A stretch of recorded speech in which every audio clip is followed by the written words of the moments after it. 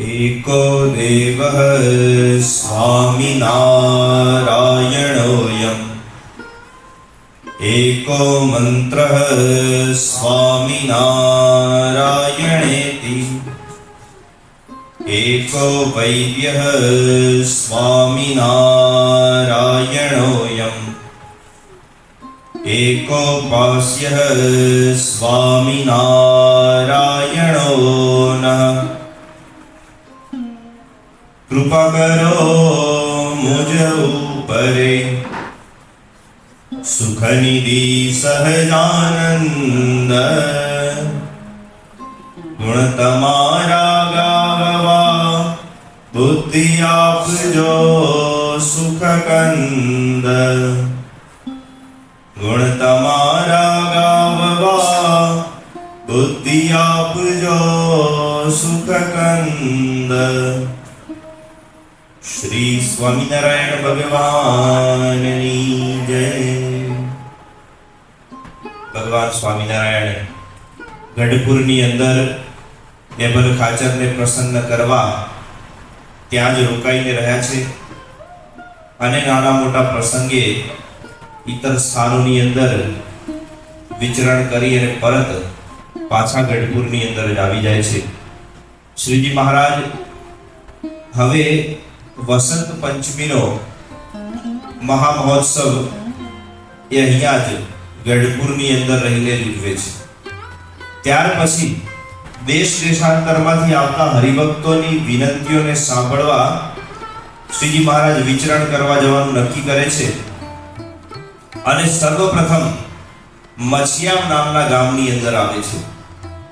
આ મછિયામ ગામની અંદર ભગવાન સ્વામિનારાયણ જેવા પધાર્યા એટલે તત્કાળ ત્યાંના રાજા અને ભગવાન સ્વામિનારાયણના ભક્ત એવા સુરસિંહ એમને ભગવાનનું ઉત્તમ રીતે સ્વાગત કર્યું, આદર સત્કાર કર્યો અને પોતાના રાજ્યની અંદર પોતાના મહેલની અંદર ભગવાન સ્વામિનારાયણની પધરામણી કરાવી। મુનિઓને પણ ઉત્તમ સ્થાને ઉતારા કરાવ્યા, ભગવાન સ્વામિનારાયણને પણ ઉત્તમ સ્થાનની અંદર ઉતારો કરાવ્યો છે અને સુરસિંહ રાજા ભગવાનનો દિવ્ય લાભ એ સતત પ્રાપ્ત કરીને રહ્યા છે। શ્રીજી મહારાજે અહીંયા જ ફૂલદોલ ઉત્સવ પણ કરેલો અને લાંબા સમય સુધી મછિયાવ ગામની અંદર જ રોકાઈને રહ્યા। સુરસિંહ રાજાની ભક્તિને સ્વીકાર કરી। સુરસિંહ રાજાને દેવિકા નામની પત્ની પણ હતી અને તેજોમતી નામની પુત્રી હતી। આ બંને પણ ભગવાનની અનન્ય ભક્ત હતી એટલે ભગવાનને વિવિધ પ્રકારે સેવા કરવી, એમને રસોઈ વિવિધ જમાડવી વગેરેમાં અતિશય નિપુણ હતી। માટે આ લોકો ભગવાનનું વારંવાર પૂજન કરતા, વારંવાર શ્રદ્ધાથી તેમની ભજન ભક્તિ ઇત્યાદિ કરતા। સ્વામિનારાયણ ભગવાન પણ વારંવાર સભાઓનું આયોજન કરી હરિભક્તો અને આ સુરસિંહ રાજાને વિવિધ પ્રકારના ઉપદેશોનું જ્ઞાન આપતા, ધર્મ અને ભક્તિ સંબંધી જ્ઞાન આપતા। હવે એક દિવસે ભગવાન સ્વામિનારાયણ આ પ્રકારે જ સભા ભરી અને બેઠા હોય છે અને સુરસિંહ રાજા પ્રત્યે શ્રીજી મહારાજ કહે છે કે રાજન, દાન આપવું એ સર્વશ્રેષ્ઠ ગુણધર્મ છે। ગૃહસ્થ હરિભક્ત એમાં વિશેષપણે રાજા એને દાનથી યુક્ત થવું જોઈએ અને એમાં જે આ પૃથ્વી ઉપર વિચરણ કરી રહેલા એવા ધર્મથી યુક્ત સન્નિષ્ઠ જે સતત ભગવાન પરાયણ રહે છે એવા જ બ્રાહ્મણો એમને તમારે દાન કરવું જોઈએ એમ શ્રીજી મહારાજ ઉપદેશ આપતા હોય છે।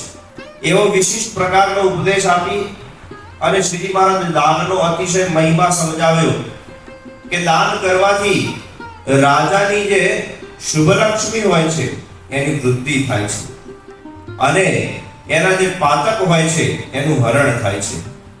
માટે રાજાએ દાન સતત કરતા રહેવું જોઈએ। પૂર્વેના સમયની અંદર ઘણા બધા એવા રાજાઓ થઈ ગયા કે જેઓ દાન કરીને મહાગતિને પામ્યા, ઉત્તમ ગતિને પામ્યા। એવા રાજાઓનું વર્ણન કરીએ ત્યારે શ્રીજી મહારાજ આ પ્રકારનું વૃતાંત કહ્યું એટલે સુરસિંહ રાજાને પણ જાણવાની જિજ્ઞાસા થઈ. સુરસિંહ રાજાએ પણ ભગવાન સ્વામિનારાયણને પ્રશ્ન કર્યો કે પ્રભુ, તમે જે પૂર્વેના રાજાઓની વાત કરો છો એ થોડીક વિસ્તારીને મને કહો, જેથી મને ખ્યાલ આવે કે એ લોકોએ કેવા પ્રકારના દાન કર્યા અને મને પણ કંઈક પ્રેરણા મળી. ત્યારે ભગવાન સ્વામિનારાયણ એ બધા રાજાઓની સંક્ષિપ્તમાં વાત કરે છે, કારણ કે બધા જ રાજાઓનું પુરાણની અંદર બહુ જ વિસ્તૃત વર્ણન કરેલું છે. એટલે અહીંયા સંક્ષિપ્તની અંદર વાત કરી કે એમાં સૌથી પહેલો તો છે મરુત રાજા. આ મરુત રાજા એ વારંવાર યજ્ઞનું આયોજન કરતો, બ્રાહ્મણોને અતિશય દક્ષિણા આપતો, દાન આપતો એવો આ રાજા, એને અતિશય યજ્ઞો કર્યા, દેવતાઓ એના ઉપર પ્રસન્ન થયા, અને એ રાજા કેટલો મહાન હશે તો દેવગણો એની યજ્ઞની સભામાં આવીને બેસતા. એટલું જ નહીં, એની સભાની અંદર જ્યારે યજ્ઞનું કાર્ય પૂરું થાય એટલે ભોજન ઇત્યાદિ પીરસવાની સેવા એ પણ આ દેવગણ કરતા. એટલો મહાન આ રાજા હતો. એને બ્રાહ્મણોને એટલી બધી દક્ષિણા આપેલી કે બ્રાહ્મણો એનું વજન સહન ન કરી શકતા, એટલી બધી દાન અને દક્ષિણાઓ આપેલી. અને એ રાજા એટલો પ્રતાપી હતો કે એના રાજ્યની અંદર આવતી જેટલી જમીન, એ જમીન ઉપર ખેડવાની જરૂર નહોતી પડતી, આપમેળે જ ભૂમિ એ પાકને ઉપજાવતી. આપણે ખેતરની અંદર ખેડૂત માણસ હોય, એ ખેડ કરવા જાય, એને વિવિધ પ્રકારની એને કહેવાય કે માવજત કરે જમીનની, અને બધું કેટલું કરવું પડે ત્યારે પાકની ઉપજ થાય. પરંતુ આ રાજ્યનું પ્રતાપ, આ રાજાનો પ્રતાપ એટલો બધો કે જેથી કરી એના રાજ્યની અંદર આવતી ભૂમિ એમાં ખેડૂતોને ખેડ ન કરવી પડે અને આપમેળે એમાંથી પાક થાય. એટલો બધો પ્રતાપી રાજા હતો. ત્યાર પછી છે સુહોત્ર નામનો રાજા. આ સુહોત્ર રાજા, એને 1 વર્ષ સુધી એના રાજ્યની અંદર સુવર્ણની વર્ષા થયેલી. માત્ર સોનાનો વરસાદ થયા કરે, દ્રવ્ય સ્વરૂપની અંદર, પ્રવાહી સ્વરૂપમાં સુવર્ણનો વરસાદ થાય. અને એને કારણે નદીઓ અને જળાશયોની અંદર માત્ર સોનું જ વહેતું હોય એવું જોવા મળે. એટલું જ નહીં, એ જળની અંદર રહેલા જળચર પ્રાણીઓ, જળચર જીવો એ બધા પણ જાણે સોનાના બની ગયા હોય એવું લાગે. અને આટલું બધું સોનાનો વરસાદ થવાથી એ રાજાએ પછી નિર્ધાર કર્યો કે આ બધું સોનું આપણે કરીશું શું. એટલે એ બધું જેટલું ભેગું થાય એ બધું ભેગું કરી વારંવાર બ્રાહ્મણોને દક્ષિણા અને દાનમાં આપી દે, વારંવાર દક્ષિણા અને દાનમાં આપી દે. યજ્ઞનું આયોજન કરે, એમાં બ્રાહ્મણોને દાન કરે. અહીંયા આપણે એ પણ સમજવા જેવું છે કે દાન અને દક્ષિણા આ બંને જુદી જુદી બાબતો છે. દક્ષિણા એ એક પ્રકારનું વેતન છે જે આપવું ફરજિયાત છે. કોઈક બ્રાહ્મણ એ અહીંયા આવી અને કોઈ પ્રકારનું પૂજન કર્મ કરે, કોઈ પ્રકારનું અધ્યયનનું કર્મ કરાવે, કોઈ પ્રકારનું પાઠ કર્મ કરાવે, એ કોઈ પણ પ્રકારનું જ્યારે કર્મ કરાવે તો એને યજમાનને આપવી પડતી રકમ છે એને દક્ષિણા કહેવાય, જે ફરજિયાત છે, એનું નિવારણ નથી. અને દાન એ એવી વસ્તુ છે કે કોઈ પણ વ્યક્તિ એ કોઈ પણ વ્યક્તિને આપી શકે, એને દાન કહેવાય. એ પ્રસન્ન થઈ જેટલું આપવું હોય એટલું આપી શકે, અને ન આપવું હોય તો ન પણ આપી શકે. તો દાન અને દક્ષિણામાં એ થોડોક ભેદ છે. ત્યાર પછી શ્રીજી મહારાજ આગળ વાત કરે છે કે અંગ નામનો રાજા એક થયો. એને ભવ્ય પહેરાતો એને યજ્ઞ કરાવડાવ્યો અને બ્રાહ્મણોને એટલી બધી દક્ષિણા આપી. એક બ્રાહ્મણને 1 લાખ ઘોડા, 1 લાખ બળદ આપ્યા. પછી એવી બધી ગાયોનું 1 લાખ દાન કર્યું. આ અતિશય દાન કર્યું. પછી એ રાજાએ એક પ્રકારે કન્યાદાન પણ બહુ કર્યા. કન્યાદાન સૌથી મહાન દાન ગણવામાં આવે છે આ પૃથ્વી ઉપર. તો જે કેટલીક કન્યાઓ હતી જેના પિતાઓ એનું કન્યાદાન કરી શકતા ન હતા, કારણ કે આપણે જાણીએ છીએ કે કન્યાદાન કરવું હોય એટલે એને ખાલી હાથે ન કરાય. એને સુવર્ણ, સોનું ઇત્યાદિ આપવું પડે, એને બીજી નાની મોટી ચીજ વસ્તુઓ આપવી પડે, એ રીતે જમાઈને ઘણું બધું આપવું પડે. તો એ વખતના સમયની અંદર રાજાના રાજ્યની અંદર રહેલી 1 લાખ કન્યાઓ એનું એને સુવર્ણથી મઢીને દાન કર્યું. સોના સહિત સુવર્ણ સહિત એને ઘણું બધું દાન આપી અને પછી એ કન્યાઓનું દાન એને જમાઈઓને કરેલું. તો આ પ્રકારે રાજા એ અતિશય કહેવાય કે એટલી બધી કીર્તિને પામ્યો. ત્યાર પછી શિબી નામનો રાજા થયો. એને પૃથ્વીને જીતી લીધી અને એ પૃથ્વી પરના જેટલા પણ ગાય, હાથી, ઘોડા એ તમામ પ્રાણીઓ એને દાનની અંદર આપી દીધા. આટલા બધા મહાન દાન કર્યા. ત્યાર પછી દુષ્યંત પુત્ર ભરત એને એક બ્રાહ્મણને 13,084 ગાય આપી. એવા 1 કરોડ બ્રાહ્મણોને દાન કર્યું. એક બ્રાહ્મણને 13,084 ગાયો એનું દાન કર્યું. એવા 1 કરોડ બ્રાહ્મણોને દાન કર્યું. ત્યાર પછી આવા તો ઘણા બધા બીજા રાજાઓ થયા. તો એમાં આ ભરત રાજાએ જ એક વખતે આ યજ્ઞનું આયોજન કર્યું. યજ્ઞની અંદર કેટલીક કન્યાઓનું પણ દાન કર્યું, કારણ કે એ વખતે સાથે સાથે લગ્નનું પણ આયોજન થયેલું. મોટા એવા સમૂહ લગ્નોત્સવનું આયોજન કરી અને આ રાજાએ 1 લાખ કન્યાઓનું દાન કર્યું. અને કેવી રીતે કર્યું? તો એક કન્યા હોય એટલે એને 4 ઘોડા જોડ્યો હોય એવો એક રથ આપવામાં આવે. એ રથની પાછળ એને 100 હાથી આપવામાં આવે. એક હાથી પાછળ 1,000 ઘોડા. 100 હાથી પાછળ 1,000 ઘોડા નહીં, એક હાથીના પાછળ 1,000 ઘોડા, બીજા હાથીના પાછળ બીજા 1,000 ઘોડા, એમ કરીને દરેક 100 હાથી પાછળ 1,000 ઘોડાઓનું દાન કર્યું. અને એ 1,000 ઘોડાની પાછળ 1,000 ગાયોનું દાન કર્યું. કેટલી બધી આપણે રકમ પણ ગણી ના શકાય. કેટલી મોટી સંખ્યાની અંદર દાન કર્યું. આવા પૂર્વેની અંદર રાજા થયા. ત્યાર પછી શ્રીજી મહારાજ એ વાતનો વિસ્તાર કરતા કહે છે કે આવા બીજા ઘણા રાજા થયા, જેમ કે દિલીપ રાજા, એને 1,000 સુવર્ણના હાથીઓનું દાન કરેલું.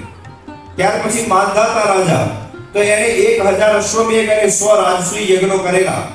એની અંદર એક એવા પ્રકારનું મત્સ્ય જેને રોહિત મત્સ્ય કહેવાય છે, જે એક પ્રકારે ભગવાન વિષ્ણુનો અવતાર થયો, આ પૃથ્વી ઉપર મત્સ્ય અવતાર થયો, તે અતિશય મોટો અવતાર હતો. બહુ જ મોટા પ્રમાણનો અવતાર હતો. એની માપ બહુ જ મોટું હતું. તો એવા પ્રકારનો એક મત્સ્ય થયેલો. તો આવો મત્સ્ય સુવર્ણનો બનાવડાવ્યો અને એનું માપ પણ અહીંયા આપેલું છે આપણને. તો 100 યોજન લાંબો અને 1 યોજન ઊંચો એવો આ મત્સ્ય એ સુવર્ણથી પાછો મટેલો, આખો સુવર્ણનો મત્સ્ય એ આપ્યો, એક પ્રતીક સ્વરૂપ.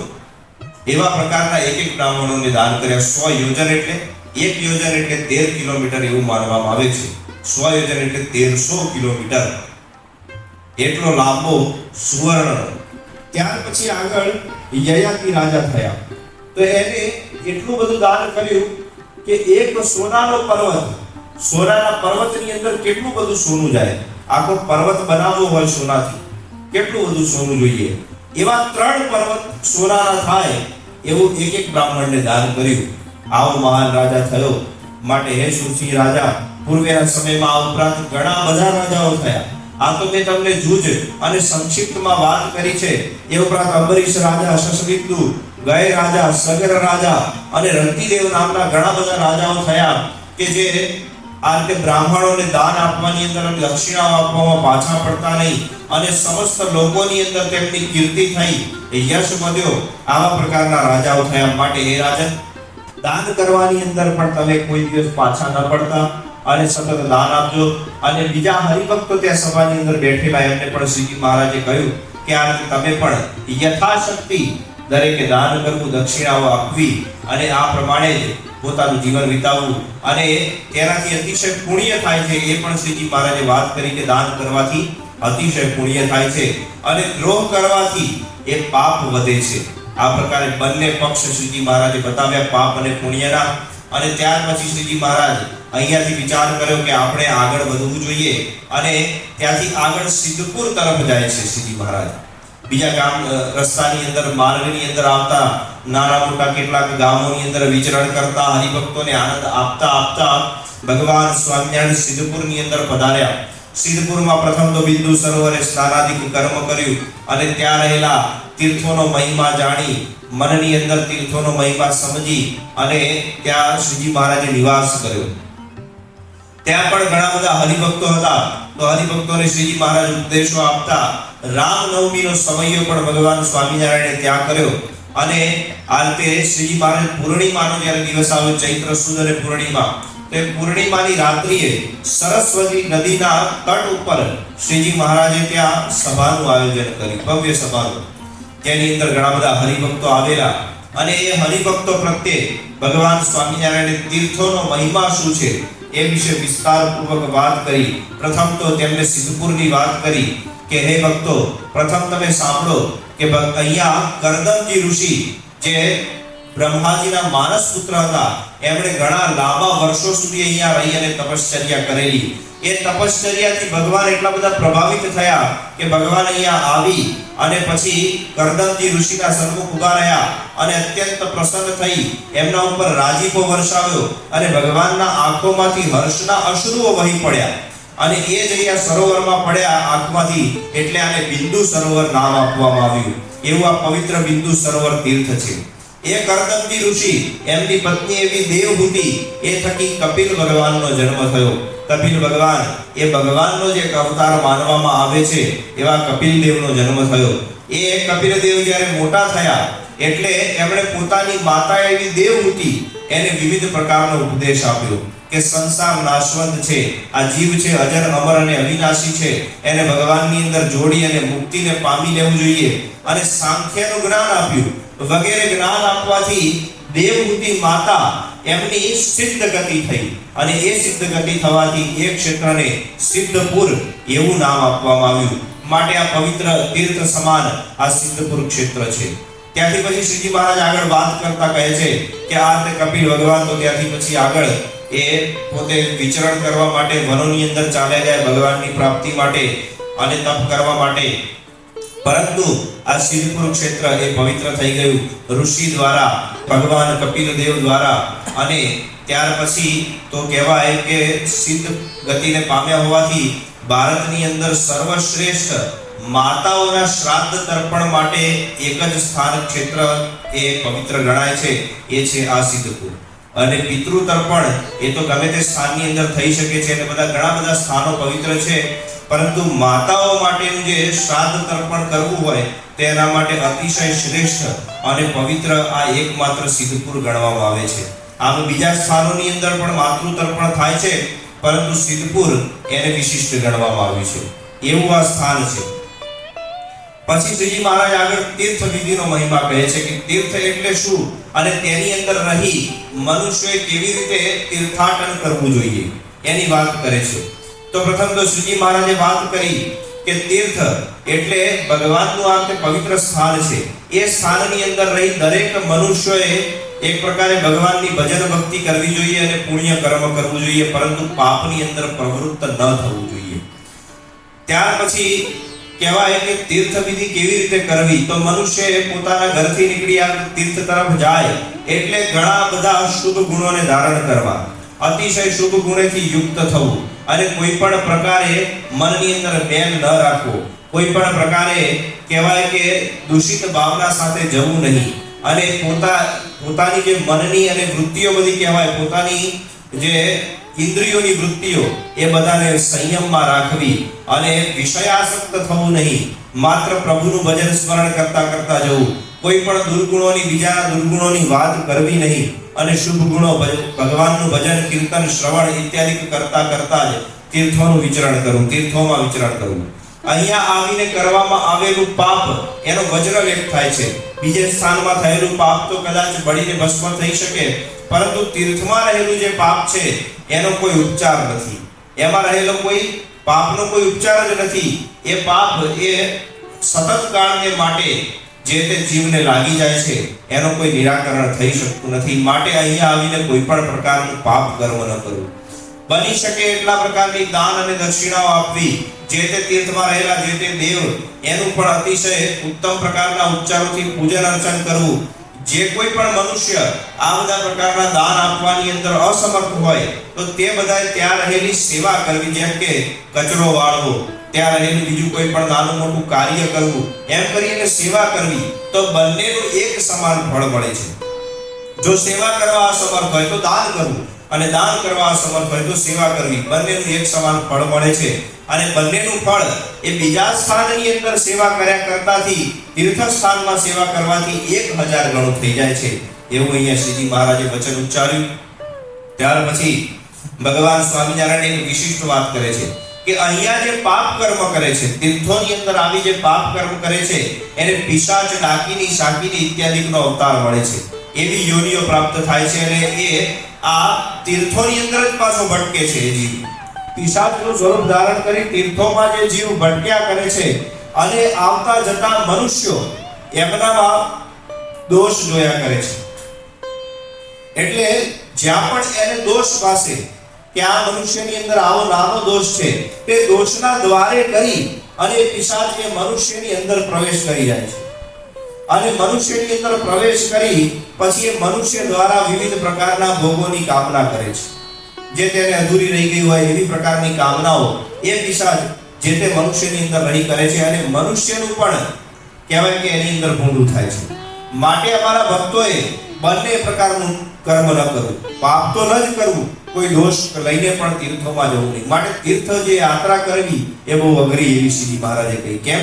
કારણ કે જો પાપ કરીએ તો પિશાચની યોનિ પ્રાપ્ત થાય, પાપ ન કરીએ અને કોઈ દોષ લઈ અને મનમાં જઈએ તો પિશાચ આપણામાં પ્રવેશ કરી જાય। એટલે બંને પ્રકારે તીર્થ યાત્રા કરવી ખૂબ અઘરી છે। માટે અમારા હરિભક્તોએ આ પ્રકારે ઉત્તમ પ્રકારની તીર્થ યાત્રા કરવી અને પોતાની યથાશક્તિ કહેવાય કે યાત્રા કરવી એટલે શ્રીજી મહારાજે ઉત્તમ પ્રકારનો ઉપદેશ। શ્રીજી મહારાજ વિશિષ્ટ પ્રકારનો ઉપદેશ એ બધા હરિભક્તોને ધર્મ સંબંધી પણ આપે છે, જ્ઞાન સંબંધી વગેરે આપે છે અને પછી સભાને વિરામ આપે છે। પછી ભગવાન સ્વામિનારાયણ ત્યાંથી આગળ વિચરણ કરવા જવા માટેનો નિર્ધાર કરે છે। ત્યાંથી આગળ ભગવાન સ્વામિનારાયણ દંડાવ્ય ક્ષેત્રની અંદર આવ્યા। દંડાવ્ય ક્ષેત્રની અંદર વિવિધ સ્થાનોમાં એ વિચરણ કર્યું અને વિચરણ કરી ઘણા બધા હરિભક્તોને લાભ આપ્યો। એ સગળી એ બાબત આપણને વિસ્તારપૂર્વક જાણવા મળશે કથાના આગળના સત્રમાં। ત્યાં સુધી સર્વેને જય સ્વામિનારાયણ। સ્વામિનારાયણ નારાયણ નારાયણ સ્વામિનારાયણ નારાયણ નારાયણ સ્વામિનારાયણ નારાયણ નારાયણ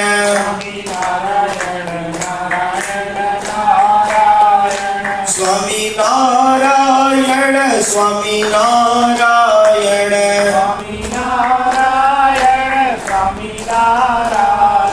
સ્વામિનારાયણ નારાયણ નારાયણ